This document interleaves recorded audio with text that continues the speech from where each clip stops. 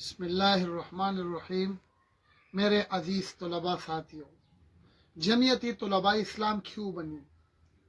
1947 کے بعد اگر پاکستان کی تاریخ کو دیکھا جائے تو اس دور میں ذہن یہ بنا تھا کہ جو اصل فریڈم فائٹر تھے جماعت شیخ الہند، اس جماعت کے خلاف بہت زیادہ پروپیگنڈا ہوا تھا اور نوجوان نسل مسلسل اس نفرت میں مبتلا تھے اور ان فریڈم فائٹر سے دور ہوتے جا رہے تھے۔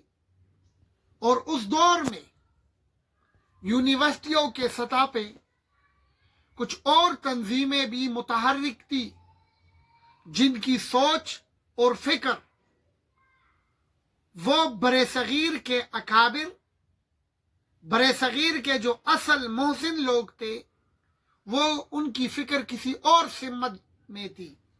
سوشلزم، کمیونزم، کیپٹلزم، اسی طرح اور تحریکات زور و شور پہ تھی۔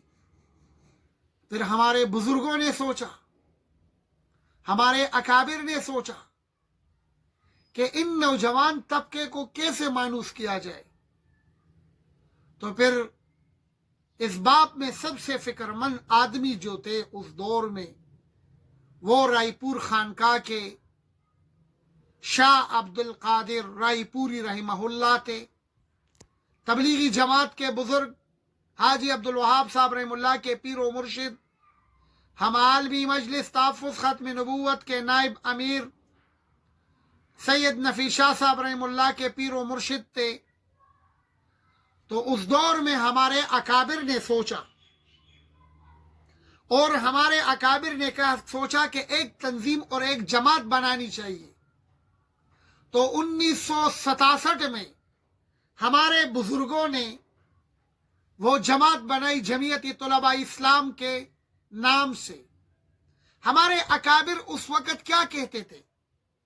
وہ علماء کرام کو اس طرف متوجہ کر رہے تھے کہ وہ مسلط نو آبادیاتی نظام کے مرکز کو ہدف تنقید بنائے، نہ کہ اس کے اثرات کی وجہ سے نوجوانوں کی شخصیت سے نفرت کرے۔ اور پھر وہ ہمارے اکابر فرمایا کرتے تھے کہ اگر ہم دین سے مخلص ہیں تو نوجوانوں سے صلح کرنا پڑے گی اور اس کو مطمئن اور منظم کرنا پڑے گا۔ اس لیے وہ کہتے تھے، ہمارے اکابر جمعیتی طلباء اسلام کے نوجوانوں سے کہتے تھے کہ اٹھو، حالات کو سمجھو، مسجد کو نہ چھوڑو، تفرقہ ختم کرو، اعلیٰ مقاصد اپناؤ، اپنی طاقت مت ضائع کرو، اعلیٰ نہ بنو، جذباتی مت بنو، جذباتی نعرے مت قبول کرو، بارود کی بجائے علم اور عقل کے ہتھیار اپنے ہاتھ میں لو اور آگے نکلو۔ اور یہ ہمارے بزرگوں کی فکر جو جمعیتی طلباء اسلام پہ تھی وہ یہ تھی کہ جو نوجوان باشعور ہوتا ہے، سوچ اور فکر رکھتا ہے، وہ قوموں کے رخ بدل دیتا ہے۔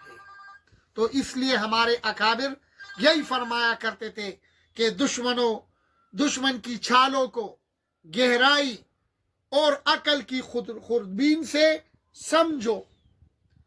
تو میں انشاءاللہ اگلی نشست میں کچھ اور باتیں بھی رکھوں گا۔ وآخر دعوانا الحمدللہ رب العالمین۔